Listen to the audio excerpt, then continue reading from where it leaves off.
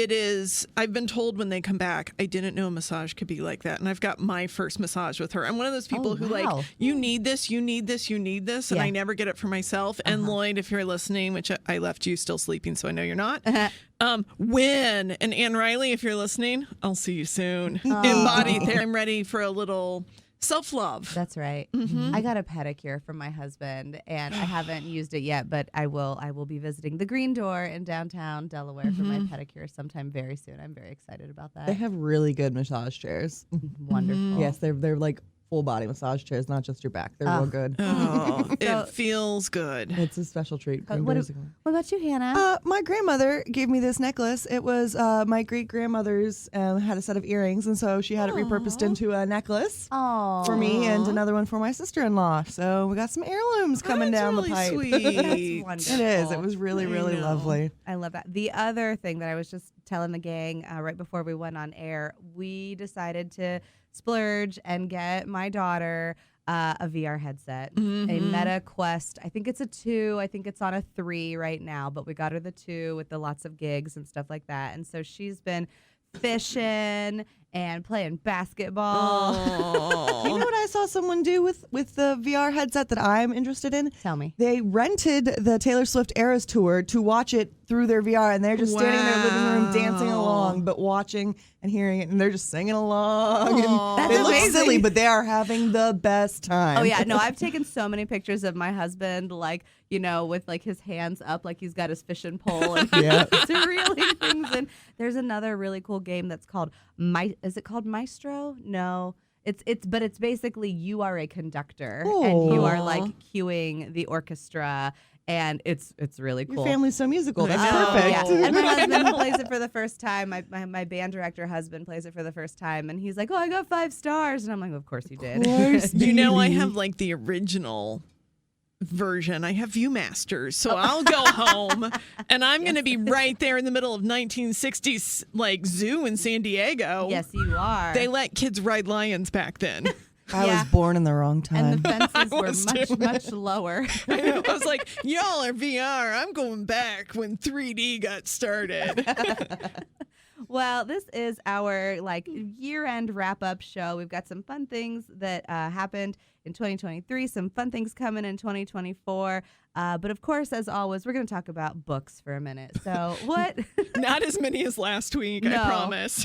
You had your 6 Christmas cozy mysteries last week. That was crazy. I don't think I will promise that next year. What do you have for us today, Molly? So this actually is a really interesting one. So I am always striving to be a better housekeeper, right? Like every year. I know what you're talking about. This was an unexpected. I kind of just randomly went for organizing and cleaning books, right? Yeah. And I found one called How to Keep House While Drowning by by Casey Davis. It is amazing. She is a therapist, but she is also a human, I like to say.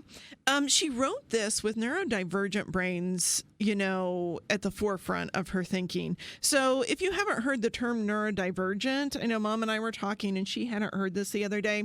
It's just when your brain works differently. It's ADHD, maybe it's dysgraphia or dyslexia.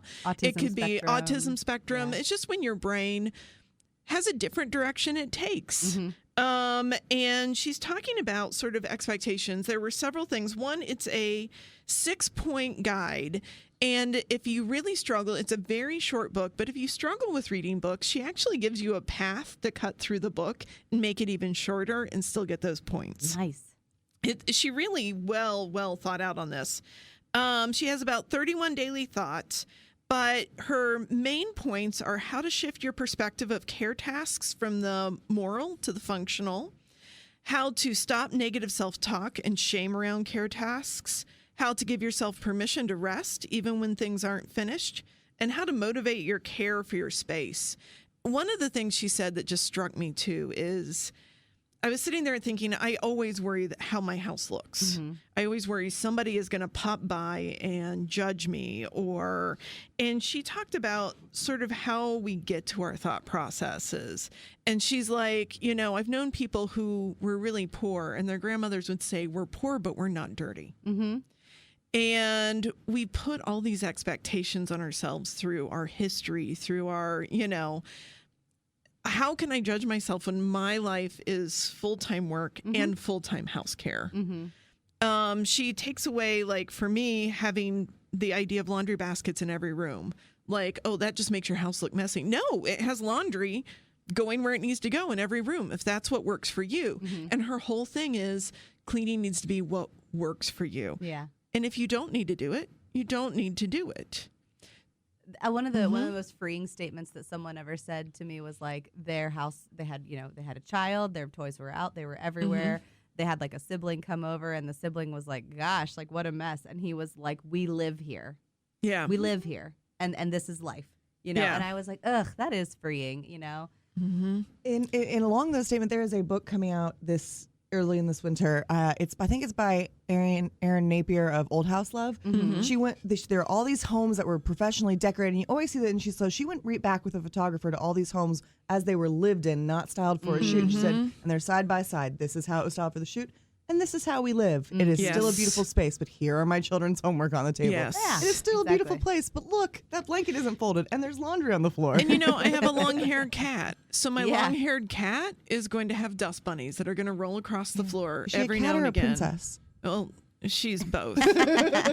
She is the princess of the cats, and she is perfect and gets to do what she wants. But like I always felt guilty when somebody would come over and there's fur on her climbing post. Yeah. Well, because I have a piece of furniture she loves, and she hair just falls off her as soon as I clean something. It doesn't matter. So it was a very freeing book. I suggested, especially if you are walking into the new year with that resolution of clean. How to Keep House While Drowning by Casey Davis. It's a gentle approach to cleaning and organizing. It lets you give yourself a break. I'm a huge Peter Walsh girl. I always feel like when I can't keep things together, it's because I have too much stuff.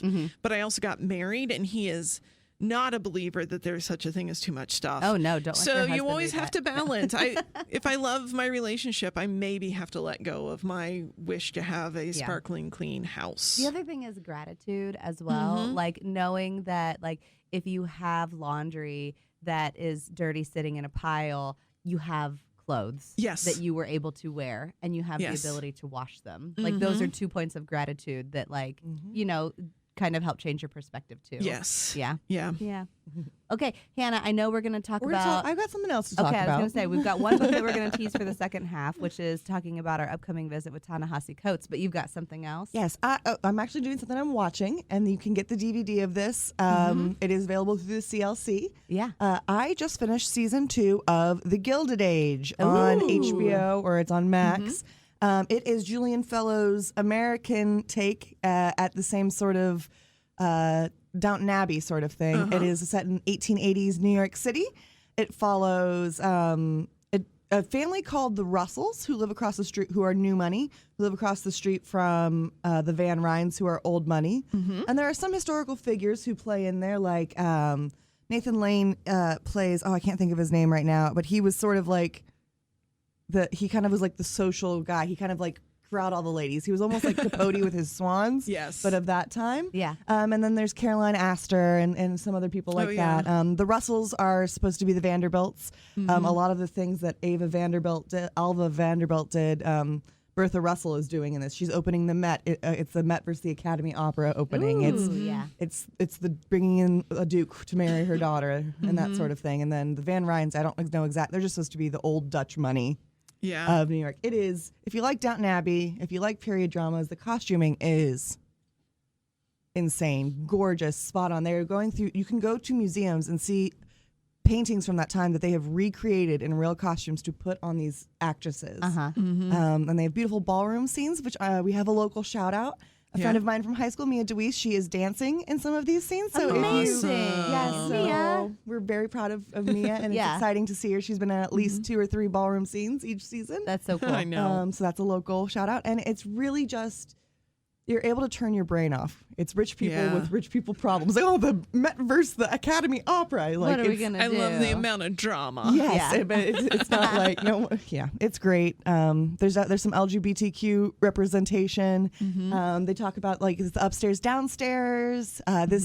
In this season, one of the downstairs servant men, he invented something, and will he be able to get his patent? Oh, yes. And I was on the edge of my seat. I remember you telling me about my that one. God, I as was you so were watching nervous. It. I was like, wow, you are invested. It's so good. If you love Downton Abbey, it's American Downton Abbey, and you can get the DVDs, request them from the library. That's great. Highly Wonderful. recommend. I love that.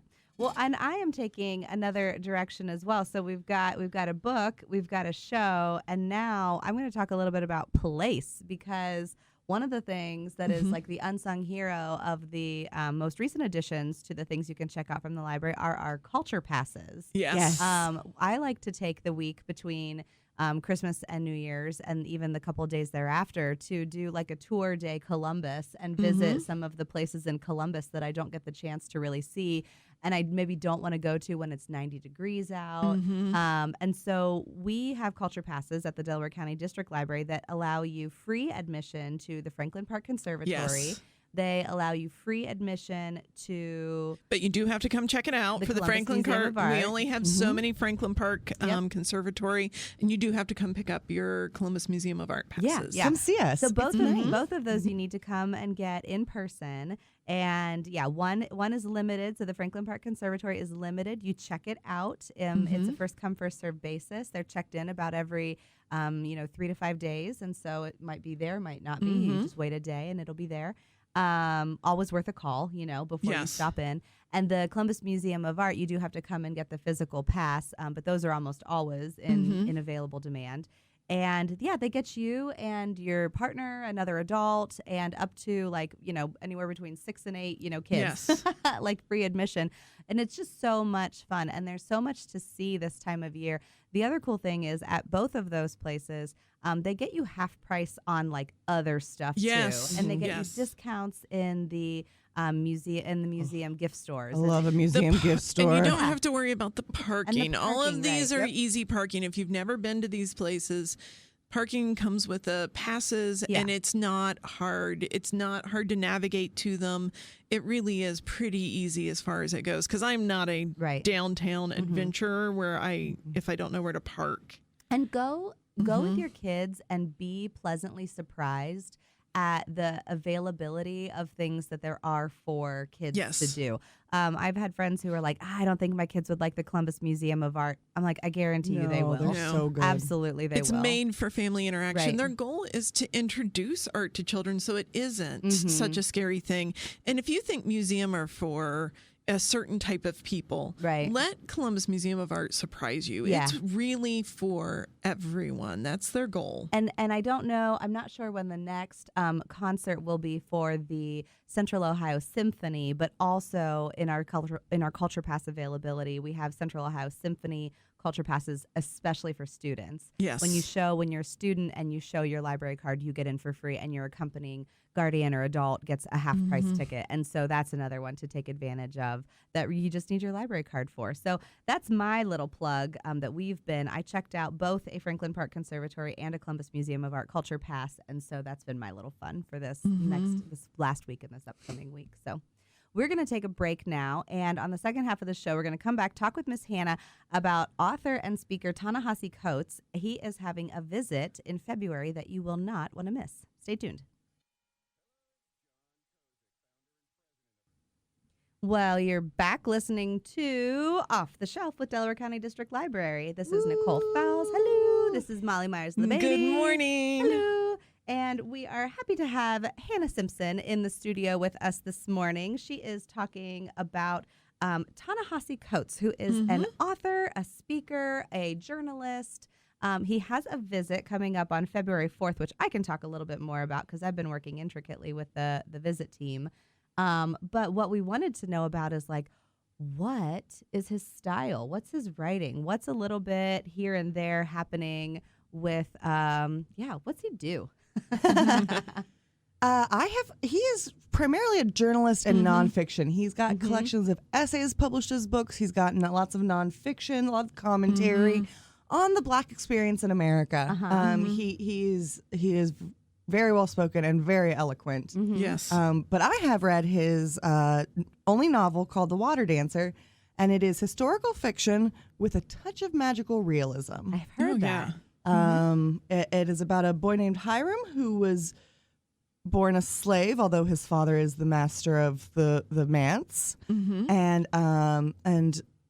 along the way he falls in with the underground and becomes an agent on the underground. He has a relationship with Harriet Tubman. She is a character in this book, which I was not expecting. No, I did not know that. It's a really excellent historical fiction of a time, and it is almost entirely about the slave's perspective, which often those books try to give both, which is ridiculous. Yeah, right. And the underground, which I don't think I've really studied it since like third grade or whenever it is in the Ohio curriculum. Exactly. But it is beautifully written. He is really good at descriptions, and and he paints the picture really well. You really get the feeling of all the places he's in. There are three sort of main. There's Lockless, the plantation in Virginia. There's another plantation in Virginia that he spends a good amount of time, and then Philadelphia in the north. Okay. And you see it all through the eyes of Hiram, who is this main character. And he has a power that they call conduction, which, the railroad and conduction. Oh, fun. And it's sort of like magically transporting people. And you can imagine that would be very helpful in an underground situation. But that's all I want to say about the plot, because gotta leave some things. And so it is, I don't know if this was intentional, but the writing style felt very of the time, of the mid-1800s. It felt very Dickensian, and taking his time with inner thoughts and descriptions of places. And so there are big bursts of action, but lots of thoughts. And I think that a lot comes back to his wonderful power of commentary and dissecting a situation. And that's really where Coates shines. And so it's so great to hear him talk about this when he comes to visit in February. Yes. Yes. So there is a group of libraries. We have a larger consortium, the Central Library Consortium, where a lot of us share resources. That's how you get your books so fast, and why sometimes they don't say Delaware County District Library on them. You come and you pick it up at a Delaware County Library, but it maybe says Marysville, or it maybe says Grandview Heights. And so we all have kind of pulled together our money, because bringing an author of the scale of Mr. Coates is very expensive. And so we've pulled together our resources to fund his visit, but then there are a little bit of extra funds that come in with renting a facility, paying for security, different things like that. So it is a ticketed event. Ticket fees range anywhere. They begin at $25 and go up to $50, depending on how close you'd like to be to the stage. And his visit will take place on Sunday, February 4th. And this is going to be in the Upper Arlington Performing Arts Space, Performing Arts Center. And it's going to be really wonderful. It's accessible. When you go to purchase your ticket, which you can do at DelawareLibrary.org, and you visit our events calendar and you go to that event on February 4th, you'll be able to just click and pick your ticket. Your seat will be defined, so you won't have to worry about any sort of general admission or first come, first served. And then you will get to you'll get to see Mr. Coates talk about the experience that he has had as an author, and what he has lived, what he has written. And between the I was going to say, The Water Dancer is not his only book. He's also written another novel called Between the World and Me. That's not a novel. Well, not a novel. He's written another book. You get very particular, but another piece of writing. It's a book. Yes. And I read that one and absolutely loved it. It's a letter to his son. Yes. And it's about his experience being a black man in America. My mom's reading it right now, so I'm really enjoying seeing sort of her perspective as she reads it. She's been enjoying it because she's getting excited for this. Yeah. This coming up. Yeah. And of course, he's coming in February, which is, February 1st kicks off Black History Month. And so we're very excited to have kind of a whole entire, Central Ohio, Columbus greater area focusing on the writings of Ta-Nehisi Coates, but also just the greater writings of people who have lived and written about the Black experience in America, so that we can celebrate it and learn more about our history and our culture and what we all share together. So that will be Sunday, February 4th. And again, you can get tickets at DelawareLibrary.org, and you can find the link, and you can go ahead and purchase. And we talked about it a little bit, some of our mailers that we sent out to people, that it would be a great Christmas gift for the person who is impossible to buy gifts for. You can buy them a copy of The Water Dancer or Between the World and Me, and slip a ticket in there and then Yes. say Merry Christmas. There you go read this book and then go see the author. So we're excited about that. Yeah. If you have read The Water Dancer and you want to talk about it, Yes. we're at my book club. The Ostrander Book Club meets the first Wednesday of each month at the Ostrander Branch Library at 11 a.m. And we're talking Water Dancer next week. Excellent. So come chat with us. We have always good discussion. It's a pretty structured conversation. It's directly related to the book, and I have a feeling the group that we have there is going to have lots to say. So I love a join us. split group. That makes the best conversations. I really or think- a really bad book. Yeah. Which this is not, but a No. really bad book is some of my favorite book club books. And knowing this group as I do, I think it's going to be a great conversation. So join us. Yeah. We're always looking for new book friends. It's gonna be a quick turnaround from celebrating the New Year. So this Sunday night, go and celebrate New Year's Eve. Monday, January 1st, when all the libraries are closed. Stay home, recover, read, and then on Wednesday the 3rd is whenever your book club takes place. Amen. At the Ostrander Branch Library. It is cozy. It is lovely, and it's a nice group. If you haven't been to the Ostrander Branch, what are you waiting for?